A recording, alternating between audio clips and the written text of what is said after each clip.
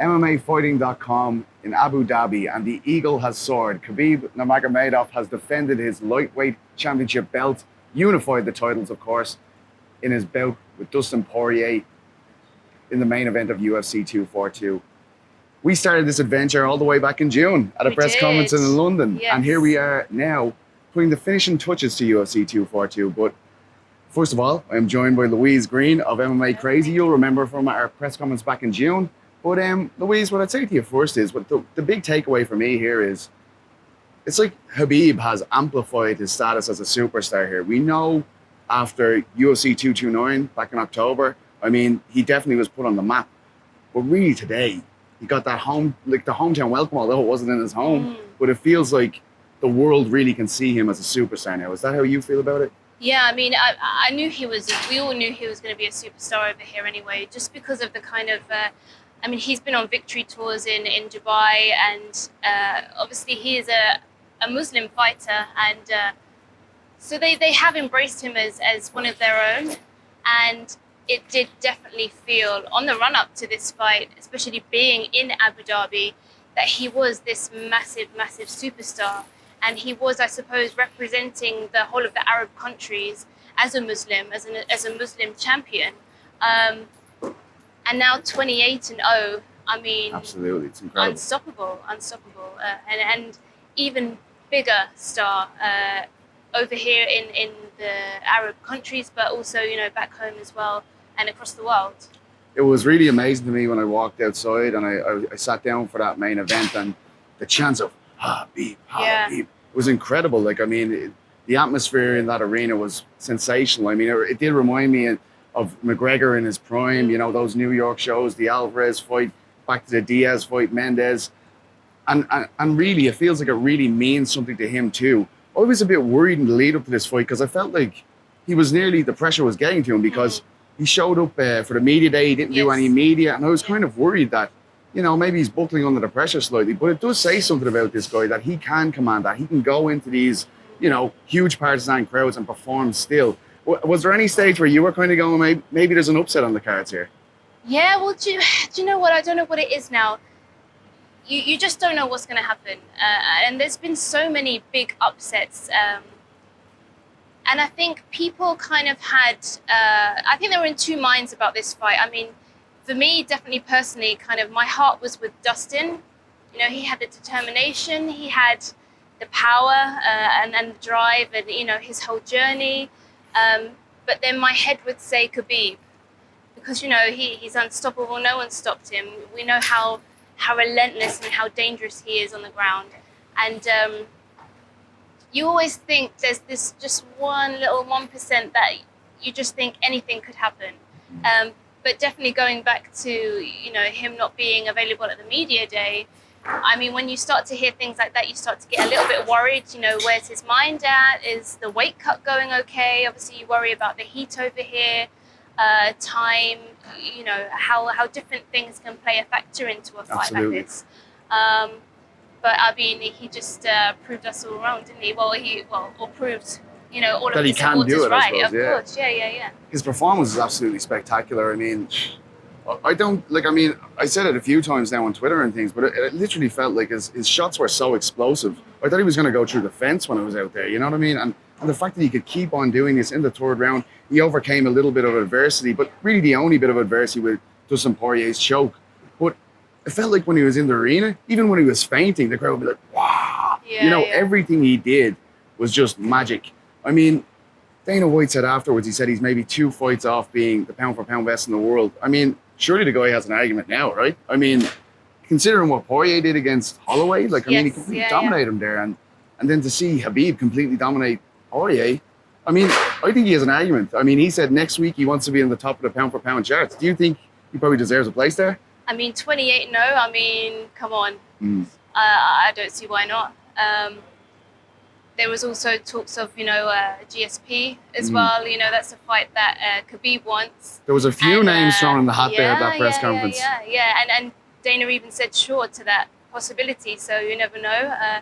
And, if he did go up against GSP and he came out successful in that one, I mean, you've got to give him number one pound. Yeah, I don't think you could argue it there. But I mean, I feel like everybody everybody wants that Tony Ferguson fight. Yes. And the one thing that Dana said afterwards, which kind of threw me off a bit, we were waiting for Khabib to basically say, yeah, that's the one. But Dana kind of said, yeah, Tony is next if he agrees to it. And then he starts mentioning McGregor. McGregor has tweeted saying, I want to face him in Moscow. I don't know if you saw that. It's 3 a.m. here, and Conor is awake, tweeting away as he does. Wow. But I mean, does it feel like we may be a bit further away from that Tony Ferguson fight than we wanted to? Just because, as you said, GSP was brought up, Conor was brought up, and there was that little caveat there on the Tony Ferguson line from Dana White. Yeah, I mean, that kind of worries me. And obviously, we know how much of a... Well, I mean, I wouldn't say that this is like jinxed, this fight, but obviously it's as close to as jinxed as we're ever going to get, I guess. 4 times they've tried to make this fight and you know, it just hasn't happened. I mean, for me, I feel like the stars have aligned now. You know, some things are just not meant to be at that particular time, and I feel like Tony has to be next. But Khabib, like you said, I mean, he wasn't. I was expecting him to say on the mic, you know, afterwards, setting this fight up, getting this going, you know, like a nice little promo there. But I didn't really feel that was, you know, he said he wants to go home, he wants to have a little bit of time off. So I'm kind of disappointed in that sense. You knew you wanted to get made here tonight. Yeah, like at least I we'd be going home going, this is happening. This is happening, and it's finally going to happen. But now I'm not too sure. And Dana has said in the past that he was, you know, reluctant to make that fight again. But we'll see. But I don't see any other possibilities. I feel like it has to be Tony Ferguson next. I was very intrigued by the post-fight kind of celebration and stuff. Like the last time we saw Khabib, it dragged the sport into the dredges in Europe, particularly because Conor McGregor was there. People were saying this is a circus. I feel like Khabib made a concentrated effort to go out there and show respect. I mean, there was that brief celebration. He jumped out of the cage, but he was right back in. He jumped out the cage and was like, no, not again. yeah. But I mean, he did. He came back in. He hugged Poirier. They swapped T-shirts. Yeah, there's been a lot of respect shown. I mean, this is a way better way to showcase the sport in this part of the world where it's just emerging, and importantly in Europe as well. After the last fight, I feel like this was a good thing for Khabib to do.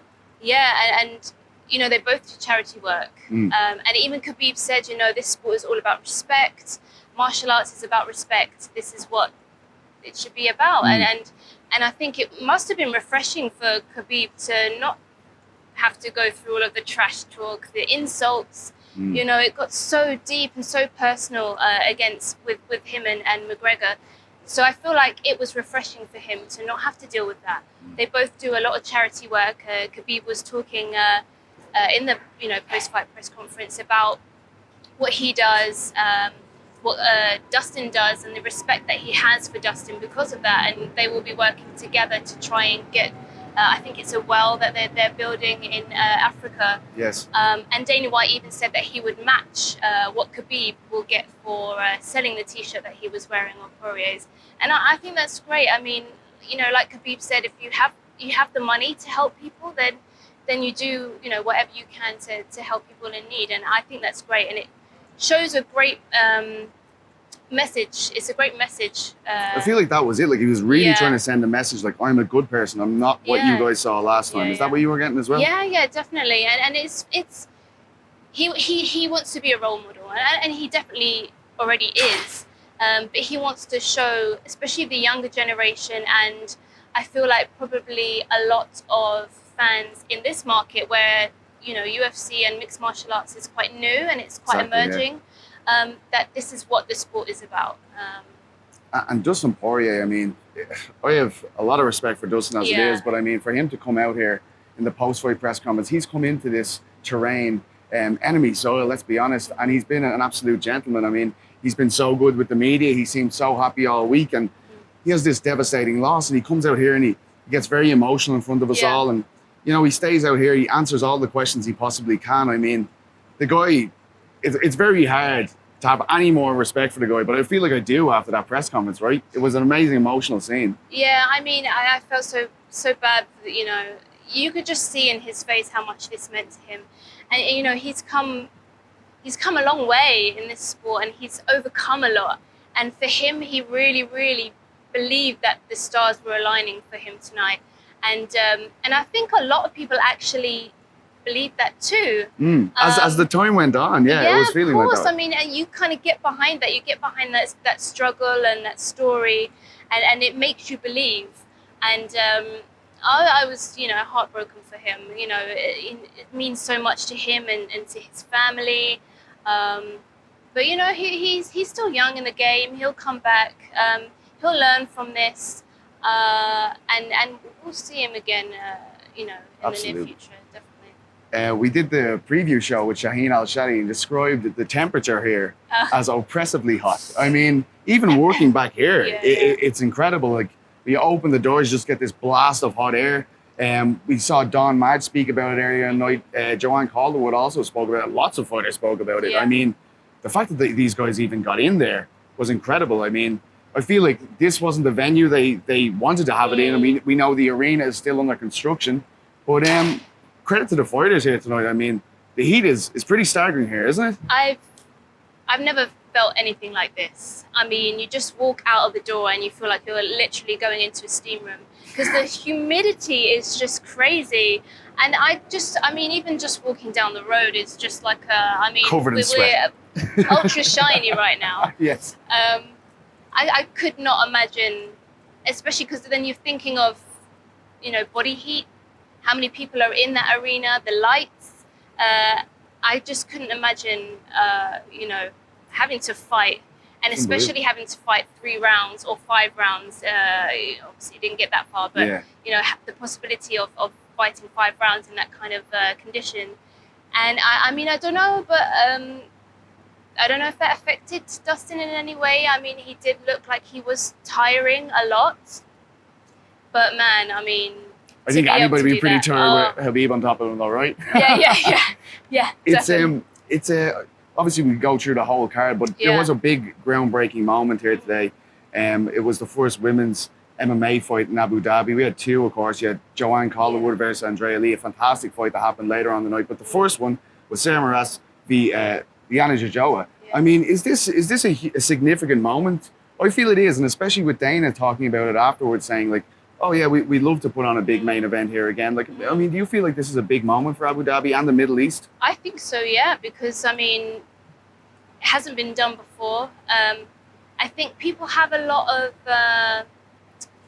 misconceptions about the way maybe women are treated in the Arab countries. What people are allowed to wear, women are allowed to wear. I know there was even myself was a bit,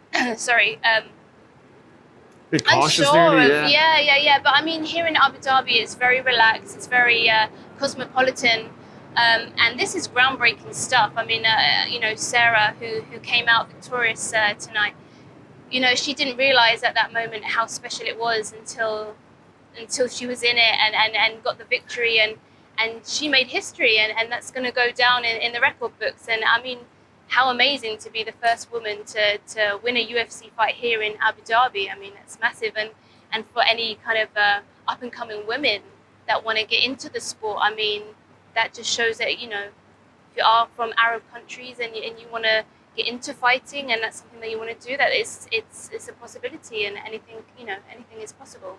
Before we part ways now, I think we should just forecast our minds. Now, we're saying that we want Tony Ferguson next for Khabib Nurmagomedov. Yes. We know that he's possibly one of the greatest fighters in the world at the moment, maybe the best fighter in the world at the moment.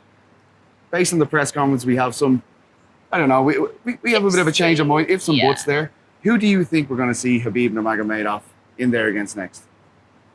Has to be Tony. Has to be Tony. Absolutely has to be Tony. I mean, GSP, that would be amazing. But, I mean, if that happens, it's not going to happen anytime soon, I don't think. There's a lot of going to go to 55, right? That's what Khabib wants. Well, so, exactly. I mean, Yeah. That's going to be a process. That will be a massive process. And, lots of negotiations. I mean, it has to be Tony. It would have been nice to have Tony here, maybe cage side. I know that didn't happen. It would have been great. But that has to be the fight to make next. Thank you so much, Louise. Thank Louise you for Green of having MMA me. Crazy, an OG of the UK MMA scene. That's all from us here in Abu Dhabi. Signing off for MMA Fighting, I'm Peter Carroll, with beautiful cameraman Casey Lydon, and Esther Lynn, who's somewhere in the background here. Thank you very much for following us all week, and we'll be back to you very soon. All the best.